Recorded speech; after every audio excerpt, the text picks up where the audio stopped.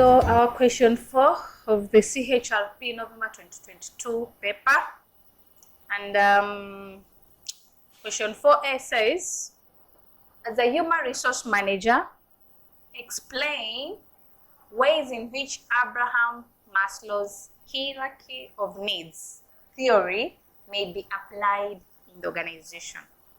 So yeah, the first thing we need to understand is to know what does the Abraham Maslow's theory talk about, or what does it tell us about. So this is a motivational theory, and Abraham Maslow's gave us a pyramid consisting of 5 levels of needs that any human being would wish to fulfill them. So this pyramid has 5 levels, from the most basic up to the least basic, because there are those things which you cannot do without, which you have to fulfill first in order for you to go to a higher level, up to all the 5 levels in the pyramid are basically fulfilled. So this theory, it motivates us, whether in the real life aspect or whether in the work or in the work setup, it will motivate us in one way or the other. Now, because we are talking about, we want to see how this theory is applied in the organization, we'll base our explanation with how this theory motivates workers within the organization. And that is why you get to see that when you're looking for a job, these needs will always be in your mind. These needs will always be in your fingertips, because you want a job that will always help you to fulfill them. No one will be willing to work in a place whereby he knows my needs will not be met and I'm still going to work there. So that is a challenge that most organizations are given, in that whenever you are recruiting or whenever you are staffing, then have that consideration in mind, that there are workers outside there are people who have their own interests. As much as we have interest in organization, also these people are looking forward to achieve their interests. And some of these interests are these needs that we're talking about. And for the people in the organization to achieve or to perform, it's not unless these needs are met and fulfilled. Otherwise, performance will not be seen. So Abraham Maslow gave this pyramid. As you can see, there's a picture of the pyramid here. This pyramid, which is consisting the 5 levels. This is the most basic as we go upward the pyramid. So the basic needs, we have physiological needs, which is food, water, rest. And then you have safety needs, security and safety. You have belonging needs, or love and belonging needs, which is intimate relationship, friends, etc. Esteem needs, prestige, feeling of accomplishment. And then you have self-fulfillment needs or self-actualization needs, which means achieving one's full potential, including creative activities and so on and so forth. So any human being would want to fulfill these needs first, which are in the first level of the pyramid, before anything else. Once these are met, the person will go to the next level, to the next level, to the next level, up to the last level is also settled. So as people are busy looking for employment opportunities, they normally have this at the back of their minds. So it is also the duty of the organization to know and to understand what are some of the things to be put in place to ensure that both interests will be balanced. The interests of the employee will be considered, the interests of the organizations will be considered. So how is this this particular theory applied? You can see in the physiological needs. The physiological needs in the hierarchy refer to the most basic needs, which we've given an example of food, water. An employee needs access to vital services and opportunities while at work to feel their most basic needs are being met. So, meaning that if you are at a certain organization, working for that organization, and these needs cannot be met, then that means you cannot also concentrate. Because in order for you to work, you need to have food, you need to eat, you need not to be angry, you need to be comfortable in all means.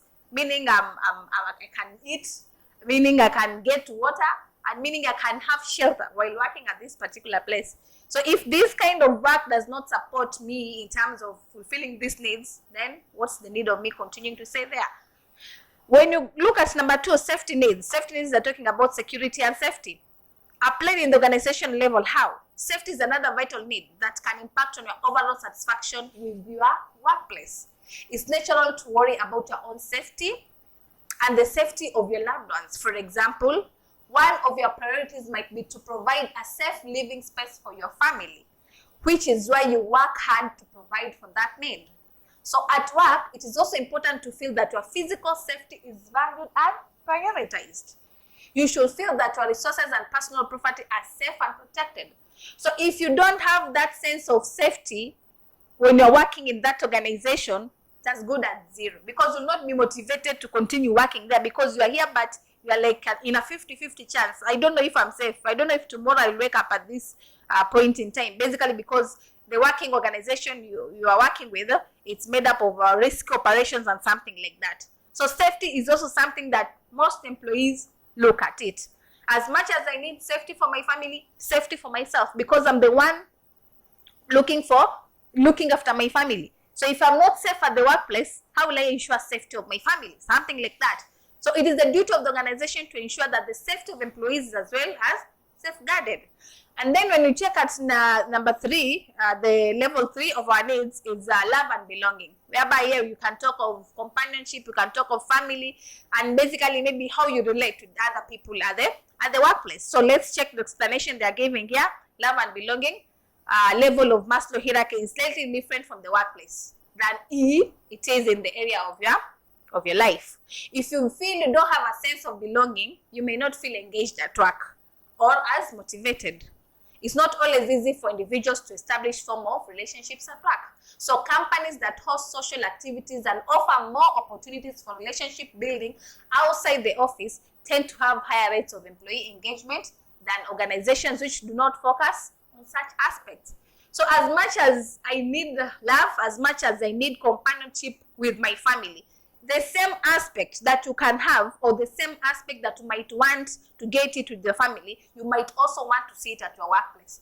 Because working in a workplace whereby it's full of frustrations, people do not relate well, people do not understand with one another, full of conflicts, full of misunderstandings, full of disputes, that will be so demotivating for employees. So employees also want an environment where when they work, they feel so much comfortable, they can relate well with others, they can engage and cooperate with other people.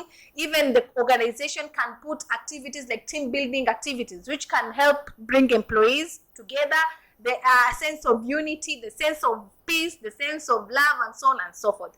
So as much as you need love in your own real life or in your own private life, even in the workplace, such things, basically the employees look at them. So it is the duty of the organization to ensure that such aspects of love and belonging or such activities are basically incorporated, so that employees should have that sense of belonging, should have that sense of love, unity, and maybe cooperation with others within the workplace. Otherwise, that can also impact negatively towards the performance of this employee, to an extent that this employee might even decide to leave your organization. And then level 4, which is esteem. Esteem is giving us examples of prestige and feeling of accomplishment. These are esteem needs. And what are they saying about esteem? Esteem is the belief that you are contributing to a higher goal, and that the contributions you make in the organizations are recognized.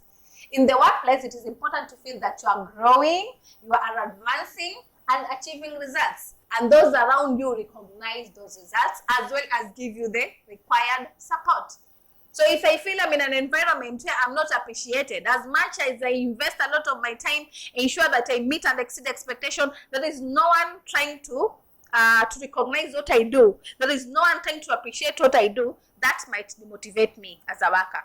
So organizations also have a place to stand in terms of supporting the employees as far as the level of engagement is concerned, as far as the level of recognition, rewarding, and also promotion of the individuals is concerned. They should also take part in those activities, or they should also take part in those areas, basically because that is the only way an employee will feel valued.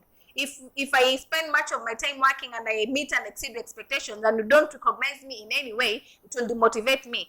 But when you recognize me and maybe go to extra miles and reward me, that can motivate me and give me the urge of continuing to press on, to work hard, and basically to be even loyal to you. So that's why an organization also has a place to stand as far as esteem needs is concerned. And then you have the last need, which is self-actualization. And in our diagram, the examples that are giving us here, achieving one's full potential, including creative activities, etc. So, in relation to the organization, this is the final level of Maslow hierarchy of needs, which is self-actualization. and it translates to maximizing an individual potential at work. A person ultimately wants to feel they are doing the best they can in their position, which helps them to feel motivated and to continue on their career path and succeed. A self-actualized employee feels empowered and trusted, which encourages growth and development, or even growth and engagement. One of the keys in making sure that this need is met is giving employee opportunities that allow them to succeed. Even the issue of training and development, those can also be incorporated at the self-actualization, because at this point in time, the employee wants to feel that anyway, you've fully established in that organization and you've given your best, you've given it your all, things are working as per the expectations of the organization. The organizations are meeting their goals. The organization are achieving the objectives. So what else is it there for you to do? At least the organization to recognize you in terms of helping you to even grow more and more through issues like training and development, giving you opportunities to go and advance on your skills and something like that. So under self-actualization, this becomes the last stage of the hierarchy of the needs of Abraham Maslow. So it's not unless you start from the low level advancing up to this level. Otherwise, there's no way a person will jump the basic needs and come straight to the self-actualization. If it's in terms of the fulfillment of the needs, then you have to start from the low level where it's made up of the most basic needs, fulfill them, then go to the social, go to security, go to esteem until you reach at a place whereby everything, you feel everything is working out for your good, both for the organization and both for your personal interest. So that is how the Maslow's theory can be applied within the organization. And then you have question 4b, and question 4b is saying what is the role of human resource practitioners in change management. Remember, we did change management as a topic, and we say change, where we are now currently in this era, change is inevitable. There is no way you can run away from change. This is because of the technological advancements that keep on coming day after day, time to time. So it's all up to you to embrace change. Otherwise, if you fail to embrace change, you become useless, you lose appeal, you become outdated, you become obsolete, and any negative thing associated with you. And that is why human resource practitioners are looking forward to ensure that people in the organization understand why they should embrace change. People in the organization understand why change is there and what is the importance of you accepting change rather than resisting change. So what is the role of these HR practitioners in change management? What role do they play as far as changes, or as far as change is concerned in the organization? Number one, they act as a key communicator about change, because change is there. We can never run away from it. So in case it comes, these people are there to communicate the same to the people or to the employees within the organization, so that they cannot be caught off guard. You just bring something, we are changing from this to that without even knowledge. So the HR practitioners are always there to communicate such. In case there's any change that is there in the organization, they are there to communicate the changes to the employees so that employees could be prepared psychologically. And then also they are there to develop training programs. Why should they develop the training programs? They are there to develop the training programs because they know through training the employees about change, there is no way they will resist. They'll be able to understand that change is there, change has to be there, and change has to be embraced. So it is something that will be instilled in their mind, and they'll be always ready and open to change. And then the human resource management or practitioners also, they deal with resistance. Not all people will be able or will be ready to embrace changes. There are those who will be ready to embrace change. There are those who will not want to hear anything about change. So how do you deal with such people? The HR practitioners are there to deal with such people, take them through step by step, slowly but sure, until they come into terms with the changes. And then number 4, suggesting opportunities for engagement, like engaging employees in change process. Don't let change management or change process to be done by people from the upper management only. No, make everyone in the hierarchy of the organization count, even the employees who are in the subordinates, or even the employees who are in the lower level. Give them a chance to give their opinions, give them a chance to give their views and suggestions on the same. At least by doing so, you are making them part of the change. You are engaging them, you are involving them, you are making them part of the change. And when such a change is supposed to be embraced well, it will not be something new to them. They'll be aware of what is on the ground, and it would be very easy for them to embrace it rather than resisting. And then analyzing potential impact. Yes, they are there to analyze what is the potential impact of this change. When we change, what happens? And when we don't change, what happens? So that they can weigh and basically act accordingly. So those are some of the functions, or those are some of the roles of the human resource practitioners within organization as far as change management is concerned. So that is our number 4. Thank you. Let's meet in our number 5 for more discussion.